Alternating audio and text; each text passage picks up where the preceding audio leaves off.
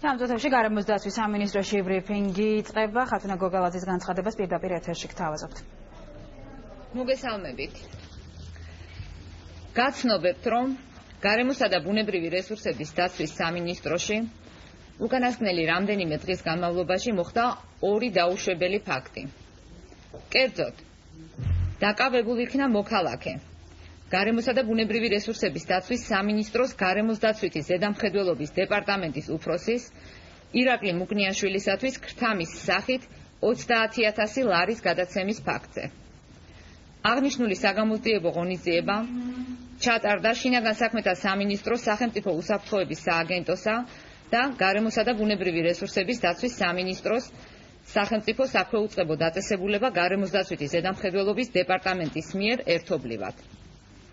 გარემოს დაცვითი ზედამხედველობის დეპარტამენტის მიერ ჩატარდა ქარელის რაიონში მდებარე ხე-ტყის დამზადების სალიცენზიო ფართობის გეგმიური შემოწმება, რის შედეგადაც აღმოჩენილ იქნა 3209 ძირი, წიწვოვანი და ფოთლოვანი ჯიშის ხე-ტყის უკანონოდ გაჩეხვის ფაქტი.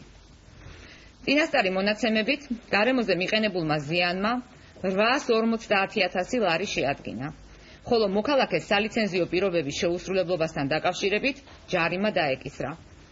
ამასთან დაკავშირებით დაკავებულმა მოქალაქემ გარემოს დაცვითი ზედამხედველობის დეპარტამენტის უფროსს ქრთამის სანაცვლოდ შემოწმების აქტში სახელმწიფოსათვის მიყენებული რეალური ზიანის ნაცვლად 150.000 ლარის ოდენობის ზიანის დაფიქსირება მოსთხოვა. რაც შეეხება კიდევ ერთ ფაქტს. შინაგან საქმეთა სამინისტროს ანტიკორუფციული სააგენტოს თანამშრომლებმა დააკავეს კოლხეთის ეროვნული პარკის უბნის რეინჯერი. რეინჯერს ბრალად ედება პალიასტომის ტბაზე ელექტროშოკური აპარატის გამოყენებით თევზჭერის სანაცვლოდ მოქალაქისაგან ფულადი თანხის აღება. მიმდინარეობს გამოძიება და სამინისტროში შესაბამისი ღონისძიებები გატარდება გამოძიების დასრულების შემდგომ. მე მივმართავ სამინისტროს და მის დაქვემდებარებულ მინისტრის ხათუნა გოგალაძის განცხადება მოისმინეთ. მამდე დილით